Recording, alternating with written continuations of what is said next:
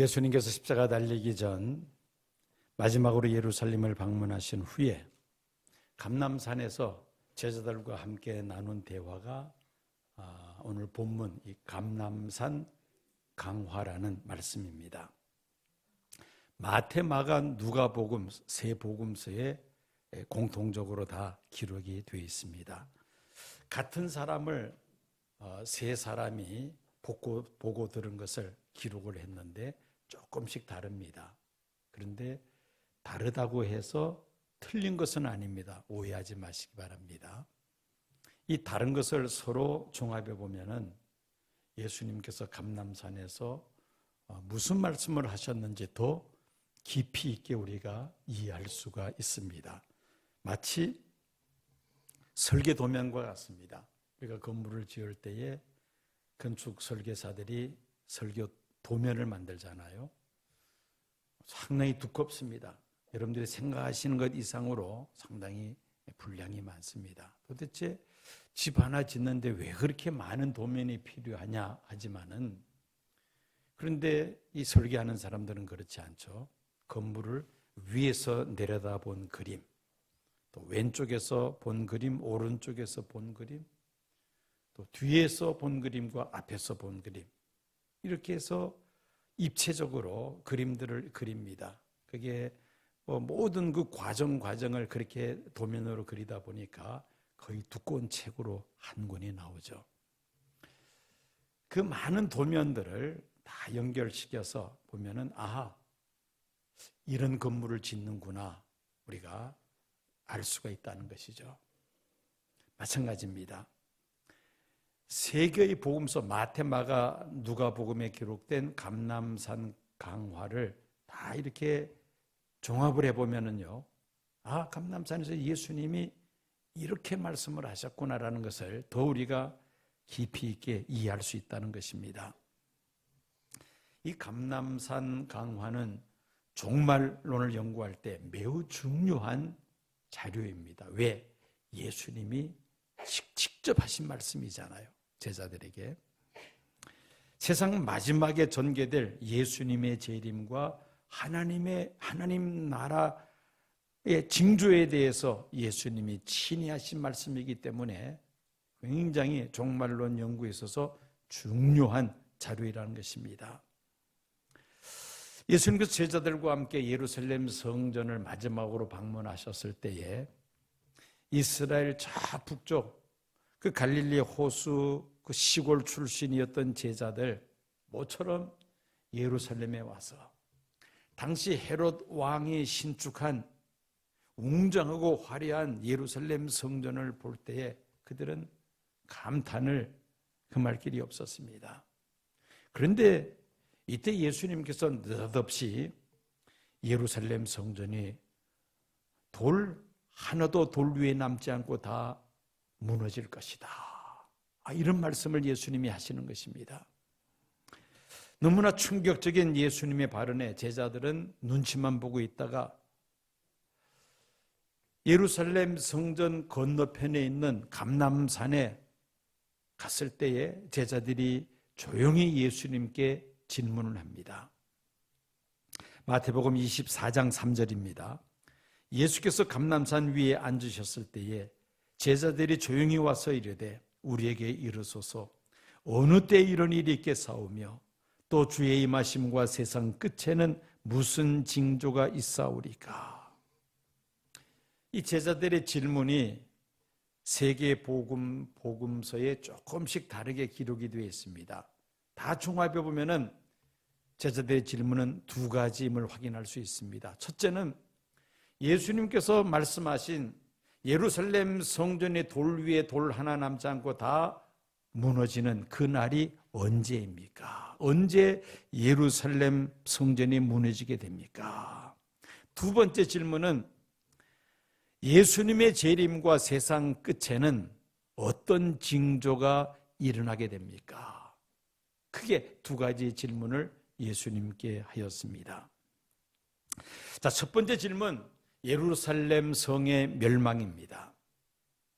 예수님께서 예루살렘 성의 멸망에 대해서 동일하게 감람산 강화를 마태, 마가, 누가가 다 기록했습니다마는 누가복음을 보면 좀 더 자세하게 우리가 그 내용을 이해할 수 있습니다. 누가복음 21장 20절 21절입니다. 너희가 예루살렘이 군대들에게 에워싸이는 것을 보고는 그 멸망이 가까운 줄을 알라. 그때 유대에 있는 자들은 산으로 도망할 것이며 성내에 있는 자들은 나갈 것이며 촌에 있는 자들은 그리로 들어가지 말지어다 말씀하시면서 24절로 넘어가면은 그들이 칼날에 죽임을 당하며 모든 이방에 사로잡혀 가겠고 예루살렘은 이방인의 때가 차기까지 이방인들에게 밟히리라.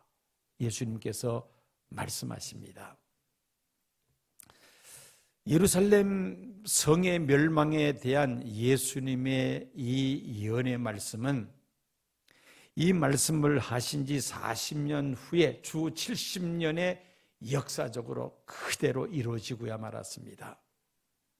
로마 군대 타이터스 장군에 의해서 예루살렘 성이 무너지며 예루살렘 성전은 돌 하나도 돌 위에 남지 않고 다 파괴가 됩니다. 이 전쟁에서 110만 명의 유대인들이 죽습니다. 살아남은 사람들은 전 세계로 뿔뿔이 흩어지고 말았습니다.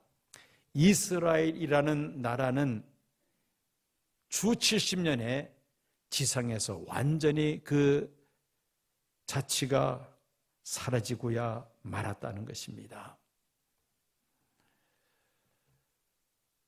예수님의 말씀이 40년 후에 그대로 역사 속에서 이루어졌다는 것이죠. 그런데 이때 예루살렘 성이 무너질 때에 많은 사람들이 죽습니다마는 근데 그때 살아남은 사람들도 있습니다. 어떤 사람들이냐? 당시 예루살렘 성을 포위하고 있던 로마 군대가 이스라엘이 워낙 강하게 저항을 하니까 그 성 안에 들어오지를 못합니다. 그렇게 오랜 기간 지나다가 어느 날 갑자기 이 로마 군대가 포위망을 풀면서 퇴각을 합니다.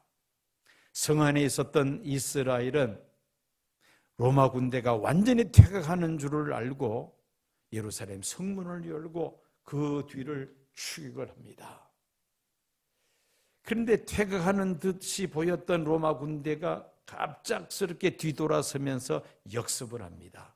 그러면서 예루살렘 성은 무너지고 말았던 것입니다. 로마 군대가 잠시 포위망을 풀고 퇴각할 때에 예루살렘 성문을 열고 군대가 뒤를 추격하는 그 사이에 예루살렘 성 안에 있었던 예수 믿는 사람들, 감람산에서 예수님께서 예루살렘 성의 멸망에 대해서 예언하신 그 말씀을 마음속에 기억하고 있던 예루살렘 성 안에 있었던 크리스찬들, 신실한 믿음의 사람들은 40년 전에 예수님이 하신 그 말씀을 기억하고 잠시 예루살렘 성문이 열렸을 때에 그들은 펠라 광야로 피신을 합니다. 예루살렘 성과 성전이 파괴되고 수많은 사람들이 죽는 이 전쟁의 비극 속에서도 예수님이 하신 말씀을 기억하고 피신한 사람들은 생명을 보존하면서 그들의 신앙을 이어 내려갈 수가 있었던 것입니다. 이것이 이제 예루살렘 성전의 멸망에 관련된 예수님의 말씀이었죠. 두 번째 질문인 예수님의 재림과 세상 끝의 징조에 관한 내용입니다. 예수님은 자세하게 그 세상 마지막의 징조들에 대해서 말씀을 하십니다. 그러면서 무화과 나무 비유를 드십니다. 마태복음 24장 32절 33절 무화과 나무의 비유를 배우라. 그 가지가 연하여지고 잎사귀를 내면 여름이 가까운 줄을 아나니 이와 같이 너희도 이 모든 일을 보거든 인자가 가까이 곧 문 앞에 이른 줄을 알라. 무화과 나무에서 싹이 올라오고 그리고 잎사귀를 내면은 여름이 가까운 줄을 알 수 있듯이 예수님께서 말씀하신 예수님의 재림과 세상 종말에 대한 징조들이 하나씩 이루어지면은 종말이 가까웠음을 알 수 있다고 말씀하신 것입니다. 우리는 예수님의 이 무화과 나무 비유를 통해서 두 가지 교훈을 얻습니다. 첫째는 무화과 나무는 이스라엘을 상징합니다. 잎사귀가 무성함은 망했던 이스라엘이 다시 되살아나는 회복을 의미합니다. 이스라엘이 망했다가 다시 회복되면 주의 재림의 날이 가까운 줄을 알라는 말씀이었습니다. 또 이 무화과 비유를 통해서 예수님께서 주신 메시지는 예수님의 재림의 날과 때는 오직 하나님만이 아시기에 누구도 재림의 날과 그 때를 말할 수 없지만은, 그러나 예수님이 말씀하신 종말의 징조가 하나씩 발생하면은 예수님 재림의 때가 가까웠다는 것을 알 수 있다는 것입니다. 예수님 다시 오시는 재림의 타임, 시간은 알 수 없지만은, 그러나 때에 대해서는, 시즌에 대해서는 알 수가 있다는 것이죠. 시한부 종말론자들처럼 재림의 날과 시간을 말하는 것은 근본적으로 잘못됐고 위험한 일이죠. 그러나 시대의 여러 가지 징조들을 놓고 볼 때에 예수님 다시 오실 날이 점점 더 가까워지는구나 라는 것은 무화과나무 비유의 말씀처럼 우리가 알 수 있다는 말입니다. 종말에 관한 여러 가지 징조들 가운데 가장 결정적인 징조는 바로 예루살렘의 회복입니다. 이스라엘 나라의 재건이라는 것이죠. 누가복음 21장 24절입니다. 그들이 칼날에 죽임을 당하며 모든 이방에 사로잡혀 가겠고 예루살렘은 이방인의 때가 차기까지 이방인들에게 밟히리라. 여기서 이제 이방인의 때가 차기까지라는 이 말씀입니다. 마태, 마가복음에는 이방인의 때에 대한 말씀이 없는데 누가복음에는 이방인의 때에 관한 말씀이 기록되어 있습니다. 이방인의 때란 이방인들이 예루살렘을 차지하는 그 기간을 말합니다. 예루살렘이 이방인에 의해서 멸망당하고 이방인들이 예루살렘을 차지하게 되지만은 이방인의 때가 차면은 그 예루살렘이 다시 유대인들의 손에 돌아온다는 것이죠. 그 후에야 예수님 재림하시고 영원한 하나님 나라가 완성된다는 것입니다. 예수님 말씀하신 대로 주 70년에 예루살렘은 로마 군대에 의해서 완전히 파괴되고 이스라엘 나라는 지상에서 사라져버리고 말았습니다. 그런데 놀라운 일이 발생합니다. 1848년 5월 14일 이스라엘이 팔레스틴에서 독립을 선언한 것입니다. 독립을 가능케 한 것은 제1차 세계대전 때문이었습니다. 독일과 오스트리아와 터키 연합군이 유럽을 정복하기 위해서 영국과 프랑스와 전쟁을 하고 있었습니다. 한창 전쟁이 치열할 때에 그만 영국은 화약의 재고가 그냥 바닥이 났습니다. 여러분, 전쟁을 하는데 실탄이 없으면 어떻게 싸울 수가 있나요? 화약이 재고가 바닥에 나면서 실탄을 공급하기 어려운 그런 상황이 되었다는 겁니다. 그런데 이때에 영국 맨체스터 대학의 바이츠만 교수라고 화학 교수였는데요. 이 사람이 화약을 대량으로 생산할 수 있는 기술을 발명을 한 겁니다. 타이밍이 기가 찬 것이죠. 그래서 영국은 압도적인 화력으로 그 전쟁의 기선을 제압을 합니다. 1차 세계대전에서 영국이 승리하게 된 여러 가지 원인이 있습니다마는 그 중에 하나가 바로 이 맨체스터 대학의 바이츠만 교수가 화약 만드는 신기술을 개발해낸 것이죠. 영국 황실에서 1차 세계대전이 끝난 다음에 그 승전의 1등 공신이었던 바이츠만 교수를 왕궁으로 부릅니다. 그리고 원하는 소원이 뭐냐고 말하라고 그렇게 이야기를 하죠. 이때 이 바이츠만 교수가 이렇게 말합니다. 저는 유태인입니다. 팔레스타인의 이스라엘 나라를 재건할 수 있도록 해주십시오. 그 부탁을 받고는 1917년 영국의 외무장관이었던 발포아가 팔레스타인의 이스라엘 나라 재건을 약속하는 발포아 선언을 발표합니다. 그리고 마침내 1948년 5월 14일에 팔레스타인의 이스라엘 나라를 재건하죠. 그리고 유엔에서 승인을 합니다. 12년 후 1960년 이스라엘이 아랍연합군과 전쟁을 치릅니다. 그 전쟁을 6.1 전쟁이라고 부릅니다. 아마 전쟁이 나면은 하루아침에 이스라엘은 아랍연합군에 패할 것이다. 왜냐하면은 그 이스라엘을 에워싸고 있는 주변의 아랍 국가들, 머리 숫자를 놓고 볼 때도 이거는 이스라엘과는 게임이 되지 않을 정도로 많습니다. 군대 숫자도 막강합니다.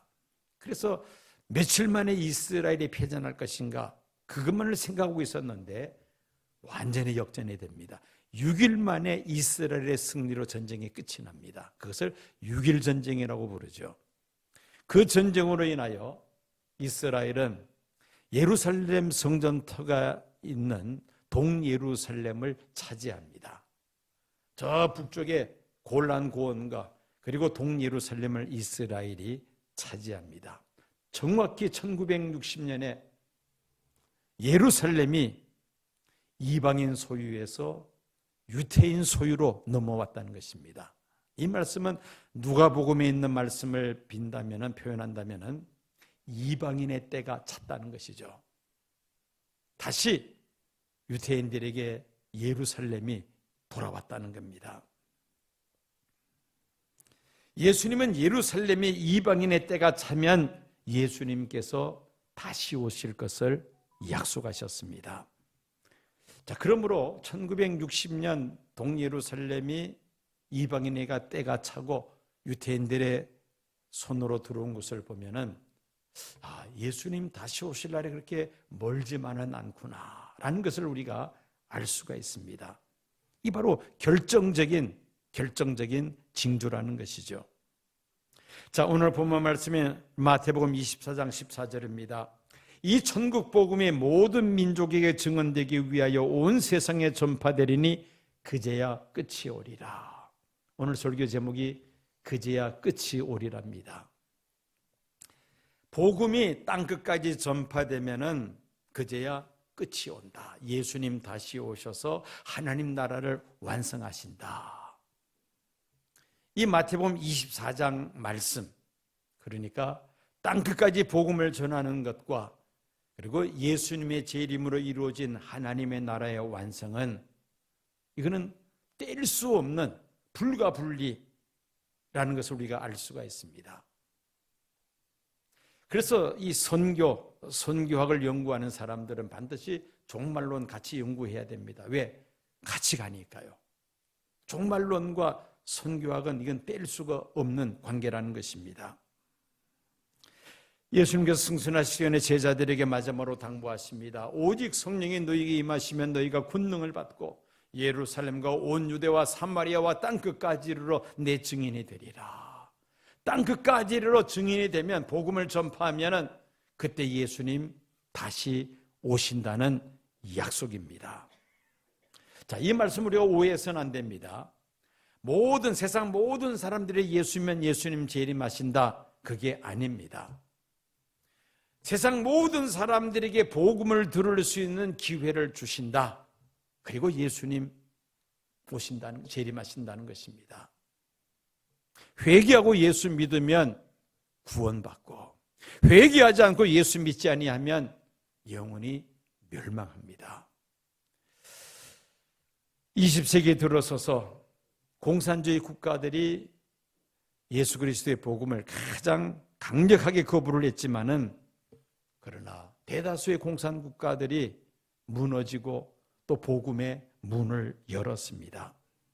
현재 복음을 가장 강력하게 거부하는 세 집단이 있다면 첫째는 이슬람권, 둘째는 유태인, 그리고 세 번째는 우리가 가장 가까운 곳에 살고 있는 저 북한입니다. 이 세 그룹이 가장 강력하게 아직도 복음을 거부하는 그러한 집단이라고 말할 수가 있습니다. 지난 20년 동안 저는 인도네시아 선교를 위해서 인도네시아를 출입하면서 이슬람 국가인 인도네시아에 기독교가 크게 부흥 성장하는 모습을 보아왔습니다.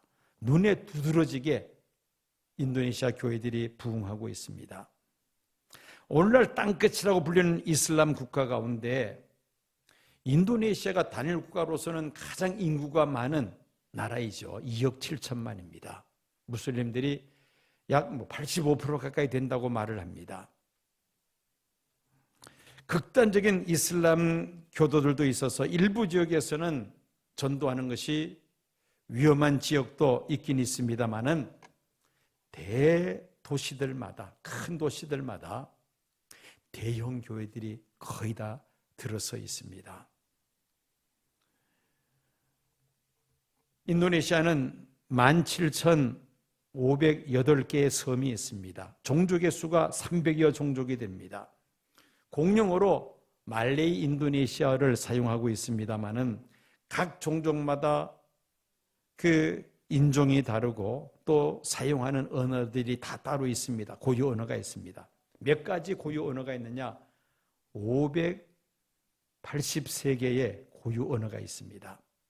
단일 민족, 단일 언어를 자랑하는 우리나라 사람으로서는 참 이해가 안 되죠. 어떻게 한 나라에 이렇게 다양한 종족들이 있고 또 다양한 언어들이 있는지를 우리는 상상할 수도 없습니다만은 그만큼 인도네시아가 많은 섬으로 구성된 그런 큰 나라입니다. 세계 인구 4번째 많은 나라이죠. 그런데 이 인도네시아의 기독교가 급성장하고 있다는 것이죠. 지금 통계적으로 크리스찬 인구가 인도네시아에 얼마나 되느냐? 약 4천만 정도 보고 있습니다. 로마 천주교를 포함해서 4천만 정도 될 것이다. 기독교만 3,500만이 넘을 것이다. 그렇게 부릅니다. 워낙 나라 전체 인구가 많으니까 기독교 인구도 한 3,500만 명 가량 되는 것이죠. 해외 선교가 어려운 것이 무엇입니까? 선교지 문화에 익숙하지 않기 때문에 어렵습니다.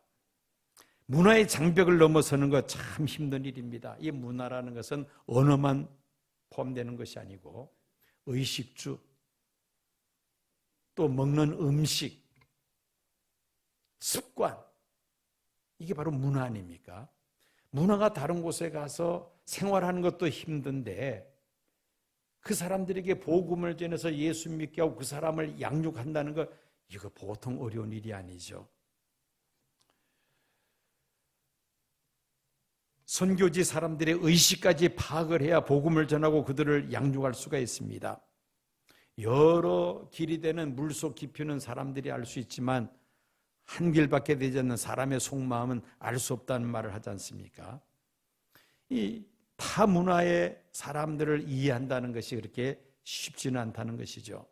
한국 선교사들이 이슬람 문화권에서 복음을 전하는 것, 이거 쉬운 일이 아닙니다.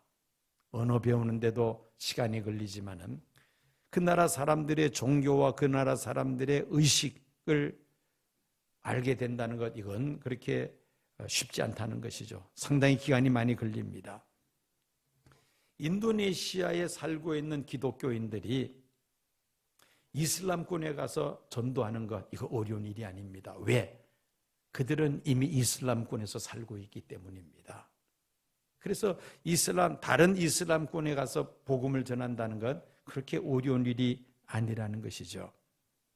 하나님께서 이 마지막 때 인도네시아 교회에 부흥의 불길이 타오르게 하시는 것은 땅끝이라 불리는 이슬람 권역에 살고 있는 사람들에게 예수 그리스도의 복음을 전하게 하시기 위함이 아닌가, 저는 그렇게 생각을 하고 있습니다. 인도네시아 교회야말로 이슬람권 선교에 있어서 가장 적합한 자원이기 때문입니다. 2000년부터 저는 인도네시아를 출입하면서 집회를 시작을 했습니다. 매년 40-50명의 인도네시아 교회 목회자들을 한국으로 열흘 동안 초청을 해서 사명자 송회를 하고 한국 교회 탐방하면서 목회자로서의 그 사명감으로 재무장하는 그런 집회를 제가 시온교회 오기 직전까지 2015년까지 매년 그 집회를 해왔었습니다. 그리고 1년에 2차례씩 한 번 가면 2주 3지역을 순회하면서 집회를 인도했습니다. 많은 지역, 많은 교회들을 다니면서 집회를 인도했습니다.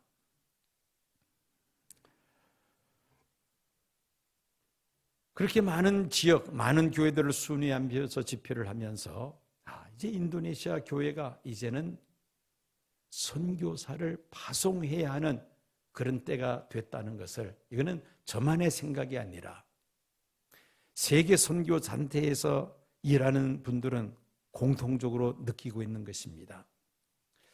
제가 이 선교 동원을 위해서 처음으로 집회한 것이 2019년 코로나 터지기 바로 1년 전이었습니다.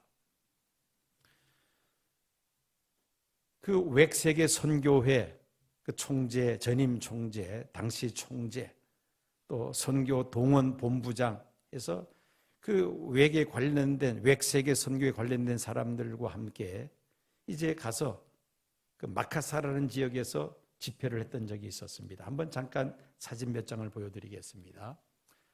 이 포스터가 3주간 그 일정에서 제일 마지막 집회 포스터입니다. 주제가 미션 앤 엔드 타임, 선교와 종말입니다. 선교와 종말이라는 주제를 가지고 집회를 하는데 2주 동안은 제가 동참 못했습니다. 그 대신에 웩에서 요청을 해서 그 3주 동안의 이 집회 일정을 다 짜주었습니다. 제가 다니는 그 교회들 중심으로 해서 저녁에는 이제 중대형 교회, 그리고 낮에는 신학교들을 해서 일정을, 3주 일정을 다 잡고 이분들이 팀을 이루어서 이제 2주 동안 다 하고 마지막 3주째 저도 이제 같이 합류를 했습니다.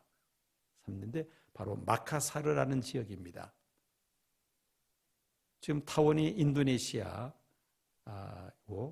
거기에서 한중앙, 정중앙에 있는 마카사르라는 도시, 저기서 이제 마지막 선교 동원 집회 일정을 진행을 했습니다. 왼쪽에 보면은 작은 사진들이 이제 그날 때 주 강사들 사진입니다. 낮에는 신학교, 저녁에는 교회, 선교 부흥회 이렇게 인도하는 포스터고, 저 사진에 크게 나와 있는 사람은 저 교회가 필라델피아 오렌지 커뮤니티라는 교회입니다. 필라델피아 패밀리 커뮤니티라는 교회인데 그 담임 목사 자기 얼굴 저렇게 크게 해가지고 포스터를 붙여놨더라고요. 강사들은 옆에 조그만하게 저렇게 붙여놓고 담임 목사 사진은 크게 이렇게, 참 포스터도 희한한 포스터예요. 저기서 이제 마지막 이제 선교 동원 집회를 했습니다. 제가 이에 대한 자료들을 참 많습니다. 많고 정말 여러분들 꼭 보여드릴, 정말 여러분 보시면 깜짝 놀랄 그런 사건들이 이 집회 때 있었어요.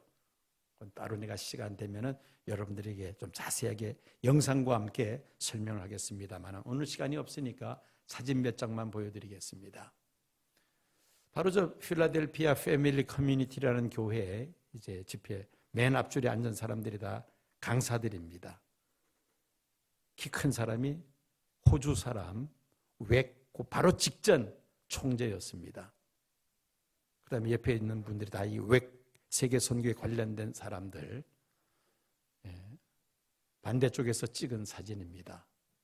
교회가 대리석으로 만든 교회더라고요. 인도네시아, 전 저런 교회는 처음 봤습니다. 굉장히 돈을 많이 들여서 지은 예배당입니다.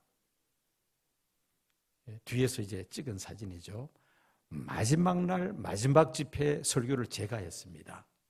제가 저를 해달라 그래서 한 게 아니고 짜다 보니까 그렇게 돼버렸어요. 제가 제일 마지막 시간에 설교를 맡아서 했는데 제 옆에 서 있는 사람이 한국 선교사는 아니라 그 교회의 그 교역자입니다. 인도네시아 사람인데 그날 한국 선교사가 통역하기로 다 그 전에 한 2달 전부터 약속을 했는데 문제가 생겨서 통역이 그날 없게 됐어요. 그래서 갑작스럽게 영어로 설교하라 그러더라고요. 그래서 그 옆에 있는 키 작은 사람이 이제 제가 영어로 하면은 인도네시아 말로 통역을 하는데 저보다 더 잘하는 것 같아. 인도네시아 말로 하는데 얼마나 열정적으로 그날 통역을 하는지. 이날 마지막 집회를 하고 그리고 선교사들을 콜을 했습니다. 선교사로 지원하는 사람들을 나오라고 했는데 32명이 젊은 사람들이 선교사로 헌신한다고 나와서 무릎을 꿇고 기도하는 장면입니다. 저분들을 위해서 이제 기도를 해주는 분이 그 웩세계 선교회 전임 총재, 이름을 제가 기억 못하겠습니다. 호주 사람입니다. 저분이 평생을 인도네시아에서 선교사로 활동하신 분이고 인도네시아 말이 유창한 사람입니다. 그래서 지금 인도네시아 말로 기도하는 모습인데요. 이분이 큰 감동을 받은 겁니다. 제가 평생을 인도네시아에서 선교사로 활동을 했는데 이렇게 이제 인도네시아 교회가 이제 선교사를 파송할 수 있는 그런 단계로 되었다는 것에 이분도 큰 충격을 받은 겁니다. 젊은 사람들이 32명이 선교사로 헌신하겠다고 나온 겁니다. 그래서 저 집회를 계기로 해서 인도네시아 교회가 이제는 선교사를 동원하는 교회로 이제는 발전해야 되겠다. 웩세계 선교에서 그렇게 이제 방침을 잡은 겁니다. 그리고 저한테 이제 인도네시아 선교사 동원에 문을 열어달라는 겁니다. 그래서 이번부터는 3월달 이번 집회부터는 선교 동원 집회를 합니다. 그 선교 동원 책임을 맡은 대표인 유병국 선교사님, 지난 우리 교회에서 몇 번 설교하셨죠. 그분이 웩세계 선교회의 선교사 동원 책임자입니다. 그분과 같이 들어가서 이제 금년부터는 교회들을 순회하면서 이제 선교사 동원 집회 포커스를 맞춰서 집회를 진행하게 될 것입니다. 이 집회 도중에 있었던 여러 가지 참 그 에피소드들이 있고 영상도 있는데요. 제가 언제 한번 시간 되면은 한번 자세히 보여드리겠습니다. 놀라운 일입니다. 하나님께서 역사하시는 것은 사람의 상상을 초월하는 일입니다. 그렇게 해서 이제 선교사 동원 사역의 물꼬가 이제 이렇게 열리게 된 것입니다. 여러분, 우리가 예수님 재림과 하나님의 나라를 사모한다면 땅끝까지 복음을 거부하는 이슬람권 그리고 유태인들 마지막 저 북한까지 우리가 복음을 전해야 되지 않겠습니까? 입으로는 주여 어서 오시옵소서 해놓고는 하는 일은 딴 일을 하고 있어요. 앞뒤가 맞지 않지 않습니까? 정말 우리가 주님 재림을 사모한다면은 뭘 해야 됩니까? 땅끝까지 복음을 전파해야 되죠. 왜? 땅끝까지 복음이 전파되면 예수님 다시 오신다고 약속하셨으니까요. 선교의 목적은 선교지에 예수를 알지 못하는 사람들에게 복음을 전하여 교회가 세워지고 많은 사람이 예수 믿고 구원받는 겁니다. 그런데 그 교회들이 이제는 부흥을 해서 선교사를 파송하는 그런 교회가 된다면은 바로 선교의 열매요, 선교의 꽃입니다. 여러분, 우리 한국에 공식적으로 선교사가 들어온 것은 1885년입니다. 언도드 선교사, 아펜젤러 선교사가 인천 제물포에 부활절날 도착을 하죠. 그리고는 이제 본격적인 선교 활동이 시작돼. 물론 그 전에 간접적인 선교 활동은 있었습니다만은 본격적으로 활동한 것은 1885년입니다. 그로부터 100년이 지난 1980년대에 대한민국의 선교 부흥의 바람이 일기를 시작했습니다. 우리 한국 교회가 이제는 선교사를 파송하는 교회가 되어야 된다. 10만 명의 선교사를 파송합시다.